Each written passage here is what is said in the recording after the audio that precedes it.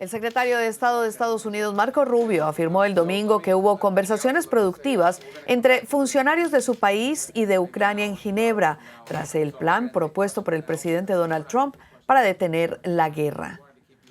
Washington, que en principio indicó que Ucrania debía dar una respuesta el jueves, aseguró ahora que el plazo es flexible.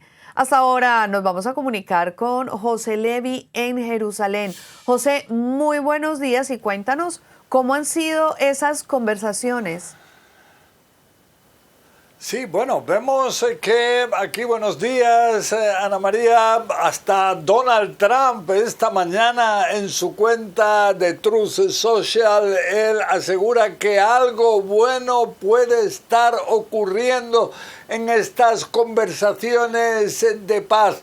Él asegura que se lo creerá cuando lo vea, pero que él está viendo un progreso importante en estas conversaciones hasta ahora, que han sido muy especialmente ayer en Ginebra, encabezadas por el jefe de la diplomacia de Estados Unidos, por Marco Rubio, quien de su parte inclusive era más optimista que Donald Trump. Él hablaba ayer de enormes progresos, de que él es muy optimista ahora.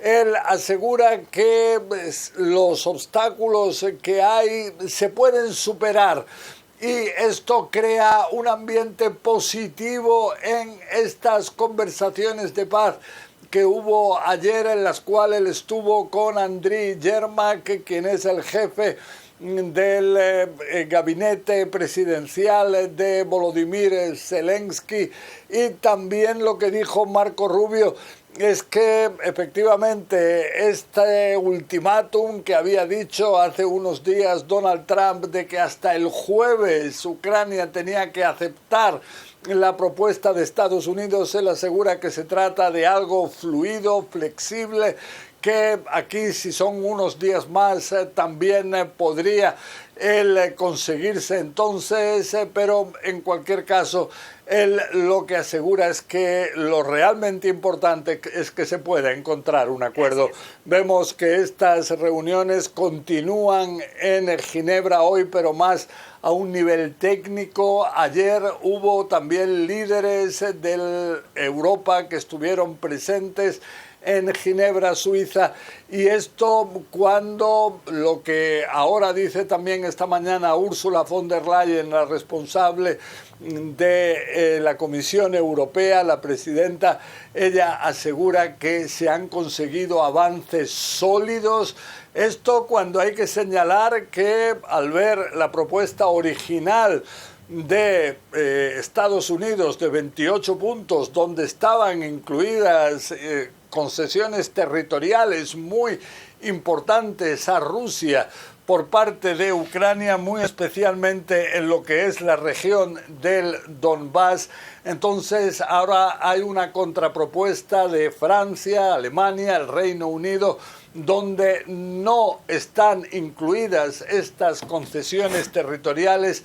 Tampoco está incluida lo que se afirma en el documento estadounidense de que Ucrania voluntariamente renunciaría a poder en el futuro alguna vez integrar la OTAN. Entonces vemos aquí que hay una serie de negociaciones, cuando hay que destacar que si Rusia en un principio había aceptado la oferta inicial de Estados Unidos de una manera especialmente positiva, ahora está todavía por ver cómo puede reaccionar cuando vea los cambios que desconocemos en qué aspectos serían importantes que se estarían introduciendo en esa oferta original estadounidense.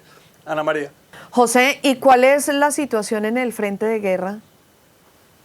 Bueno, lo que vemos es que existen bombardeos en distintas zonas, en el área de Kharkiv, en la segunda ciudad más importante de Ucrania. También vemos que hay ataques de nuevo contra las industrias energéticas ucranianas, y esto cuando están ya en Ucrania en pleno invierno, afecta a lo que es el suministro de energía, el suministro de calefacción, y esto tiene un efecto inmediato sobre la población. Vemos, eso sí, en el frente de batalla que hay problemas en lo que es el número de soldados ucranianos que pueden estar en esta línea de frente, que hay que recordar sería nada menos que de 1000 kilómetros de largo.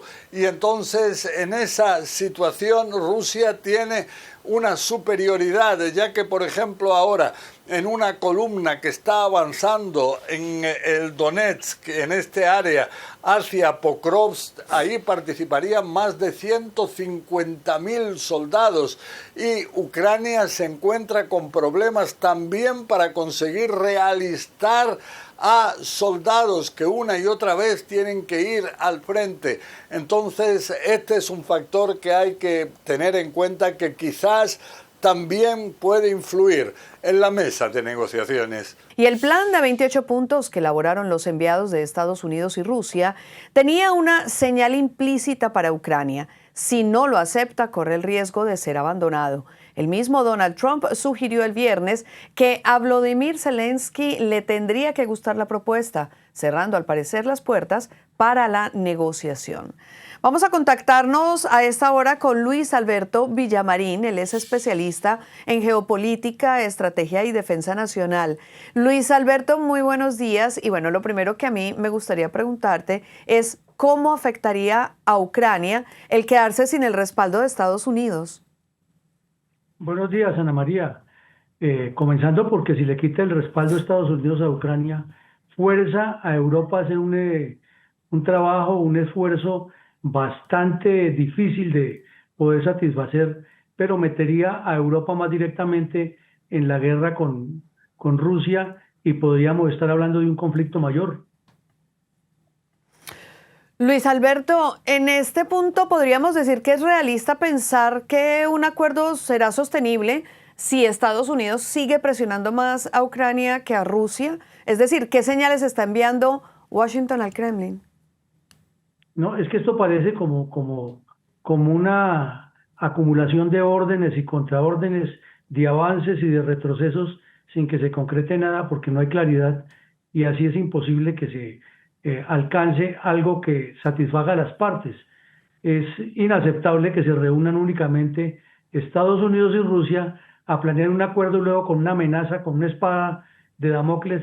Si no se cumple esto el jueves ya se acaba nuestro apoyo y que Ucrania se defienda sola. Pero al mismo tiempo envía al delegado de Estados Unidos a que se reúna con el de Ucrania sin que participe Rusia, y salen y dicen los dos delegados que esto es una maravilla de acuerdo.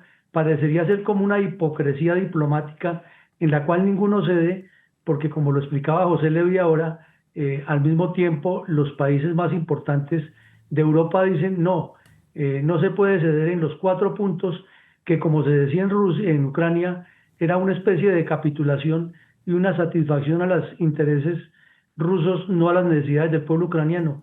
O sea que estamos igual o peor que al principio, Ana María.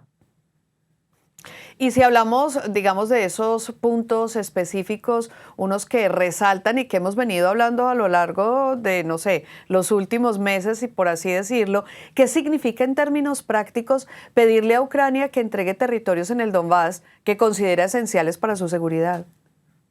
Pues significa muchas cosas. Significaría que le está diciendo que los 4 años ya de sacrificio que va a completar, de heroísmo, el pueblo ucraniano no han sido perdidos, que Rusia es la que tiene la razón, que el señor Trump no está de acuerdo con que Ucrania recupere su territorialidad, que a Europa se le volteó la espalda y que Rusia tiene patente de corso para reconstruir la antigua Unión Soviética y seguir desafiando el mundo, que se le da un nivel de potencia mundial que no lo tiene. Rusia cuenta con una capacidad nuclear peligrosa, pero no es una potencia que influya, y le está dando la posibilidad a China, de paso, de que siga manipulando la suerte de Europa y de paso pueda tomarse a Taiwán, porque se le reconoce a Rusia que invada a Ucrania y que se apropie de ese territorio, porque a China no reconocerle que invada a Taiwán y se tome de territorio.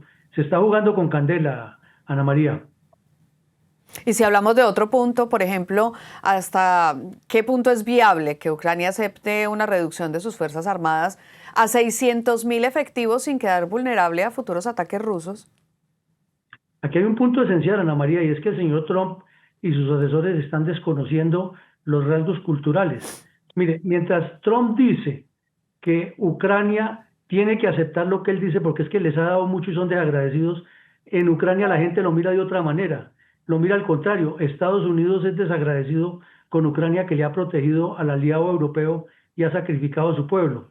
Y de igual manera, en el supuesto caso que se llegara a ese acuerdo y que se disminuyera el ejército ucraniano y Rusia hiciera lo que aquí tiene previsto de invadir a Ucrania, lo que tendríamos es una guerra sangrienta, porque tanto en la Primera como en la Segunda Guerra Mundial el pueblo ucraniano demostraron que son muy patriotas, y todos esos objetivos que hay allá dentro del territorio ucraniano ya ocupados por Rusia se convertirían en blancos de acciones asimétricas, inclusive de las propias empresas que quiere montar el señor Trump allá, de estadounidenses. Es una situación grave e impredecible que no se resuelve diciéndole a Ucrania: arrodíllese usted ante los rusos.